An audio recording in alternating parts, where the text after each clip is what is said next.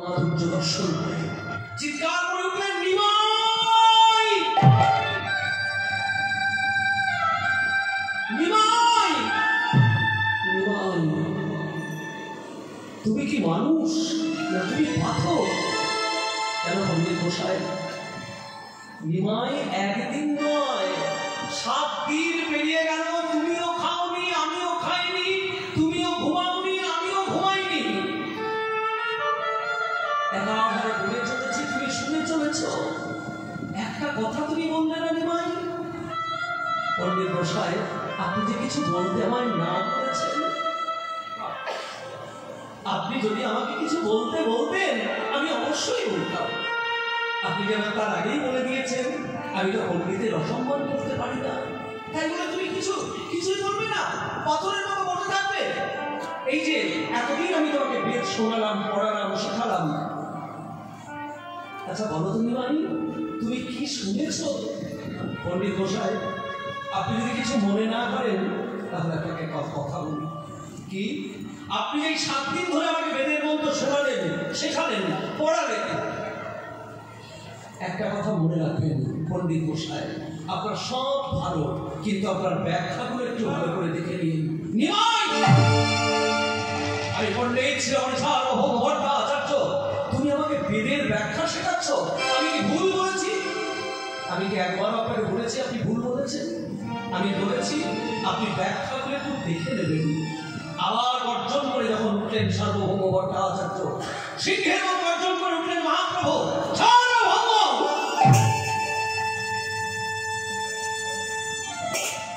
ঈশানাস্ত ইদং সর্বং যৎ কিঞ্চ জগত্ত্বং জগৎ তং তেন তথেন ভূতিভা মা কৃপা তস্যসিদ্ধনম।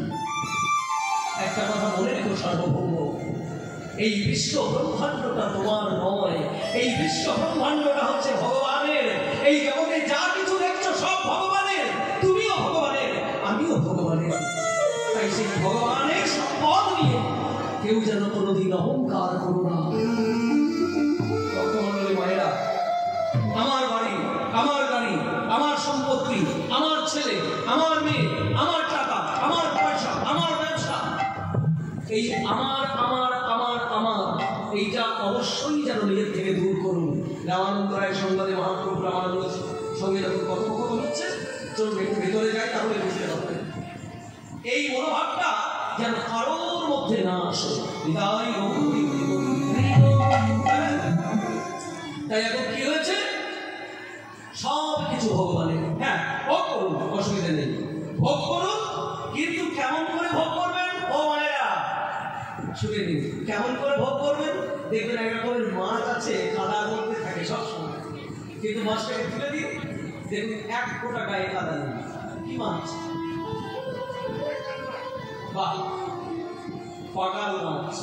হ্যাঁ, সবসময় কাদার মধ্যে থাকে কিন্তু গায়ে কাদা নেই। ওই রকম হতে হবে, বিষয়ের মধ্যে নিজেকে ডুবিয়ে রাখুন, কিন্তু বিষয়ের কোনো ধুলো ময়লা যেন আপনার এই পবিত্র দেহটাকে অপবিত্র করতে না পারে।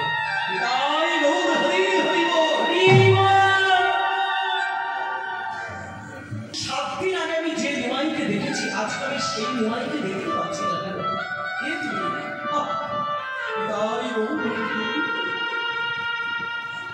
7 দিন আগে আমি যে নিমাইকে দেখেছি, আজকে আমি সেই নিমাইকে দেখতে পাচ্ছি না। কেন? কে তুমি? তুমি কি মানুষ? তুমি কি সাধারণ একটা সন্ন্যাসী, নাকি তুমি সেই সবচেয়ে আনন্দময়? কে তুমি? তুমি তোমার সেই রূপ আমাকে একটু দর্শন করাও নিমাই। কে তুমি? কে তুমি? তুমি মানুষ নও নিমাই, তুমি এত বলি মহাপ্রভু হইলায়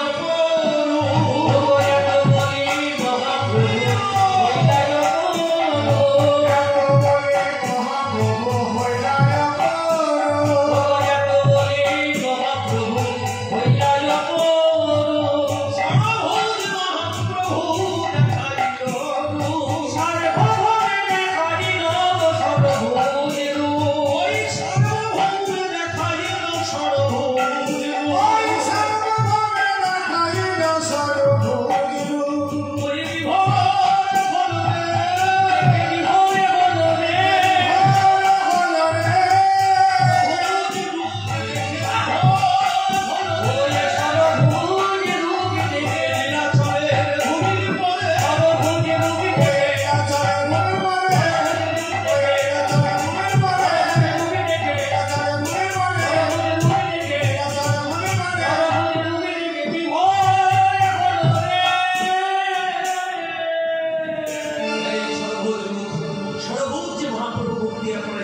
দর্শন করেন।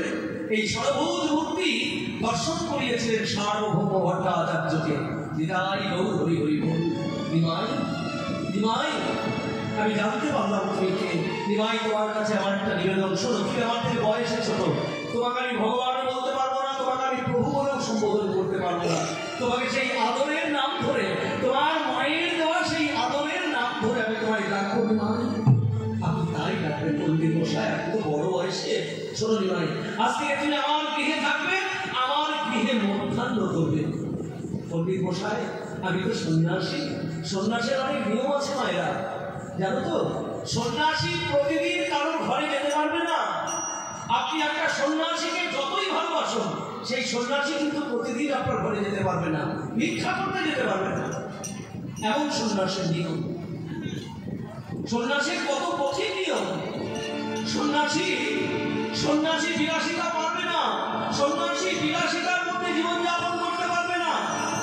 সারাদিনের মধ্যে সন্ন্যাসী একবার খাবে, সেই খাবারটা হচ্ছে মাধুকুরি।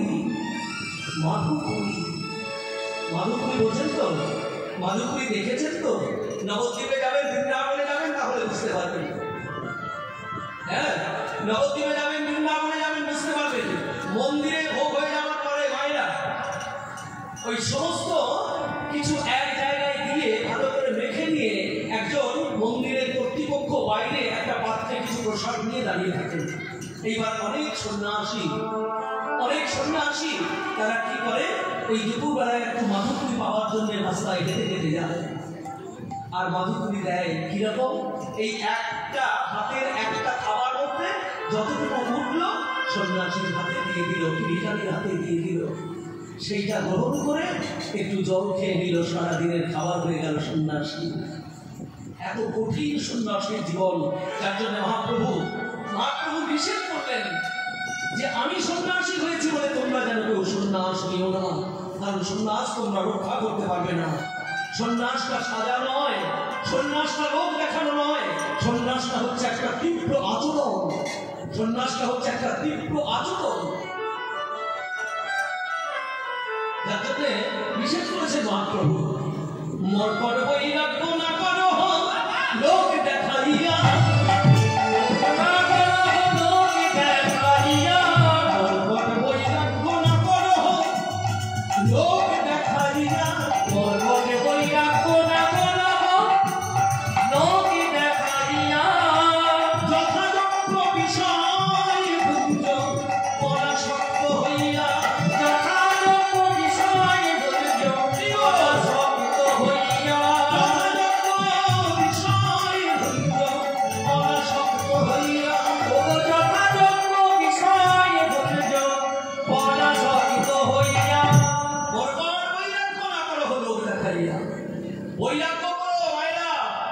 বৈরাগ্যটা যেন বাঁদরের বৈরাগ্য না হয়। নিতাই গৌর হরি হরি বল।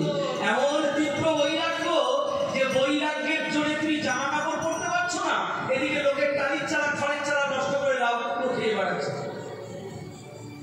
একেবারে বাঁদরের বৈরাগ্য। হ্যাঁ, এই মহাপ্রভু বিশেষ করেছেন, ওই জন্যই বলেছেন যে না, বৈরাগ্যের দরকার নেই, তোমরা সাধারণভাবে চলাফেরা করে আমার মহাপ্রভুকে ভালোবাসো, ভগবানকে ভালোবাসো, তাহলেই হবে। সাধারণভাবে জীবন যাপন করো মায়েরা, ভক্তমণ্ডলী, যথেচ্ছাচারিতায় নয়।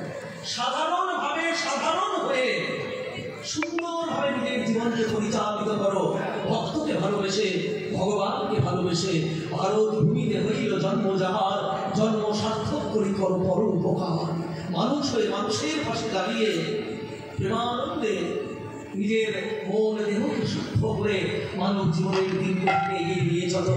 দেখবে কত শান্তিতে তুমি বসবাস করতে পারবে, কত আনন্দে তুমি বসবাস করতে পারবে।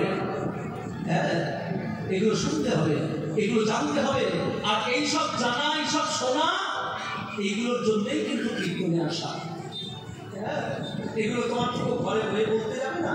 এই জন্যই কীর্তনের সভা, এই জন্যই টাকা পয়সা খরচা করে কীর্তনের আসর তৈরি করা হয়, যাতে আমরা প্রাণ করে সেই শিক্ষা গ্রহণ করে মানব জীবনের সামনে সেই শিক্ষাকে নিয়ে আমাদের দিন কোটিকে এগিয়ে নিয়ে যেতে পারি। নিতাই গৌর সীতানাথ প্রাণানন্দ কি হরি হরি বল।